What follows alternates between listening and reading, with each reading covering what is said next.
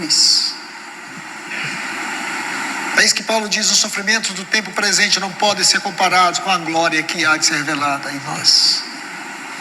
Eu estou citando alguns pontos do vislumbre da eternidade e da glória vindoura, irmãos. Eu quero ler um texto de Pedro aqui, 1 Pedro capítulo 2, versículo 9.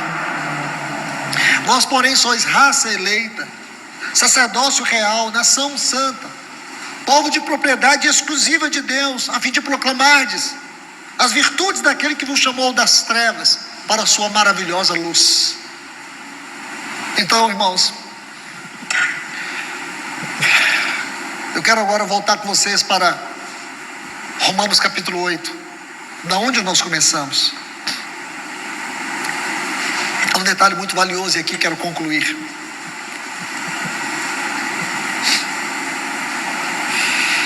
Diz assim, irmãos: ora, se somos filhos, aquilo que eu disse lá no início, tecnó, uma criança que foi gerada na dor da mãe.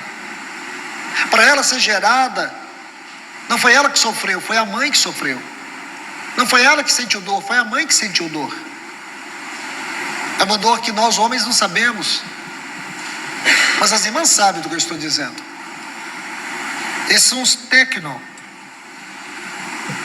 Mas aí no versículo 19 diz: a ardente expectativa da criação aguarda a revelação dos filhos de Deus, dos ruiós, dos filhos maduros. A glória que há de ser revelada é que seremos esses filhos maduros, herdeiros de Deus. Olha essa frase, está aí no versículo 17: herdeiros de Deus. Irmãos, nós não temos estrutura para absorver a totalidade desta declaração. Não temos. Nós não temos estrutura.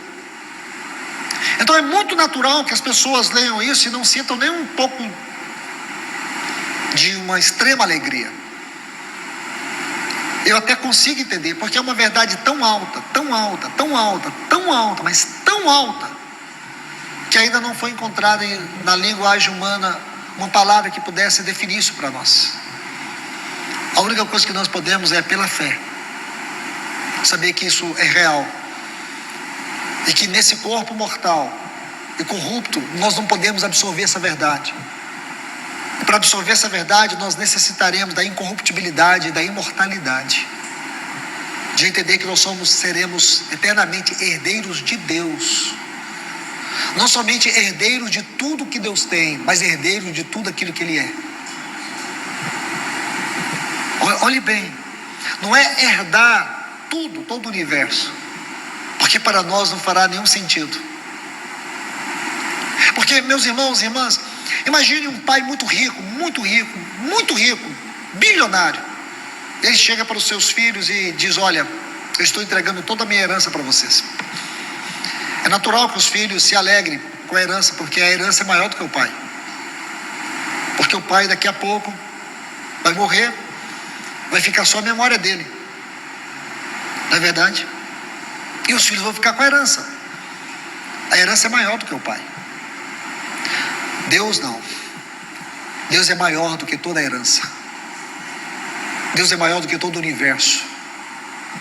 Ele não é só o maior, Ele é a causa. O seu filho, Logos, é a razão. Então nós seremos herdeiros de Deus. E aí Paulo coloca uma outra palavra, e o que ele coloca aqui é no sentido de aumentar a glória, aumentar a intensidade, aumentar o volume, para que eu e você entenda de uma vez por todas o que significa isso. Ele diz assim: seremos herdeiros de Deus e co-herdeiros com Cristo. Aqui nós temos que ver essa situação por dois ângulos: herdeiros de Deus e co-herdeiros com Cristo. Por causa da nossa salvação, um dia nós fomos esses tecnó, gerados de Deus.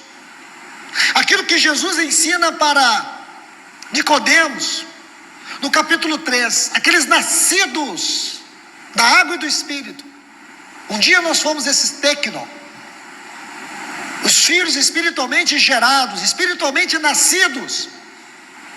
Mas quando ele diz co-herdeiros com Cristo, porque Cristo é o varão, medida de Deus, Ele é o homem perfeito, ele é a plenitude de Deus. Então Cristo é o varão medida.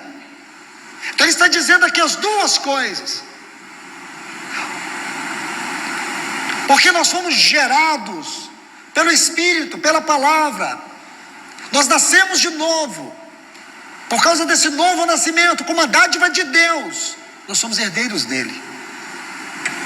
Mas só que nós temos um irmão representante diante de Deus, como que o nosso irmão mais velho, o nosso cabeça, aquele que por toda a eternidade ele foi o herdeiro de Deus, aquele que por toda a eternidade foi o unigênito de Deus. Hoje ele não é mais o unigênito, e ele não é mais o único herdeiro, ele é o primogênito, e nós somos os co-herdeiros com ele. Irmãos, eu passaria a noite toda falando isso e não chegaria além do que eu estou falando aqui.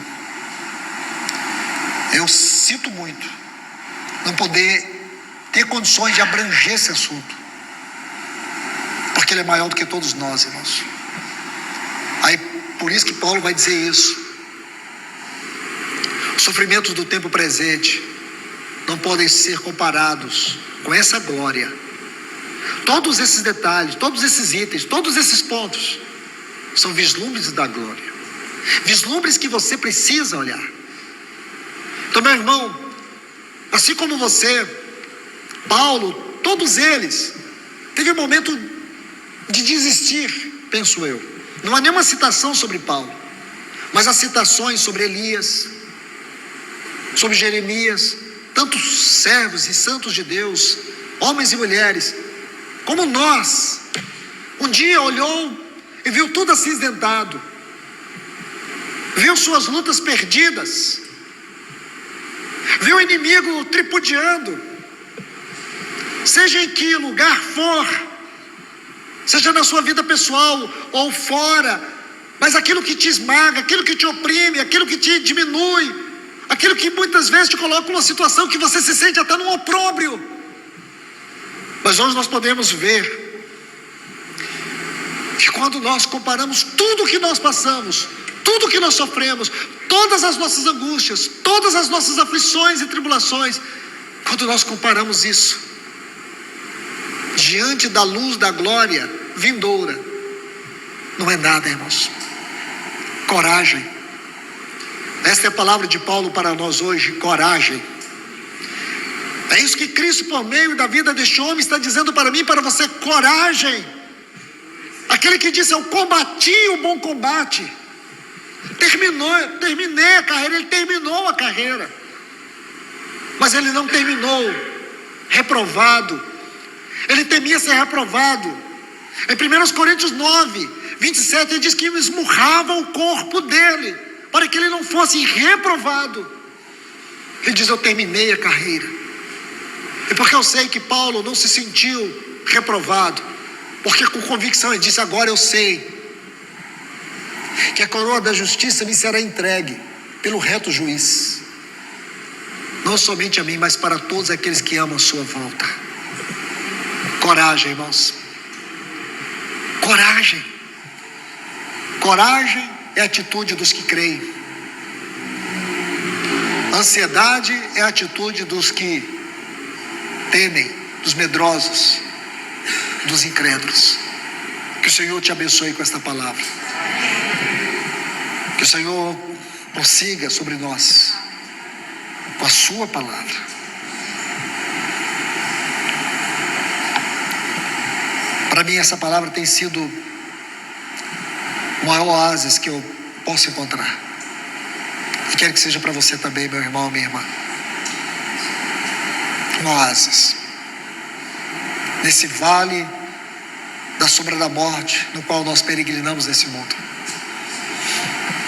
de tantas coisas ruins, cruéis, mas louvamos o Senhor, glórias ao Senhor. A Bíblia nos permite olhar além das possibilidades, além da vida natural, e saber que a nossa leve e momentânea tribulação produz em nós um eterno peso de glória, acima de qualquer comparação. Que isso seja real na sua vida. Que isso seja verdadeiro para você. A igreja a qual o Senhor conta nesse tempo é uma igreja corajosa. É a igreja dos que têm coragem. Coragem é a capacidade dos que creem. E essa é a vitória que vence o mundo, a nossa fé. Jesus disse: eu venci o mundo. E participar dessa vitória é só pela fé. Que Deus nos ajude.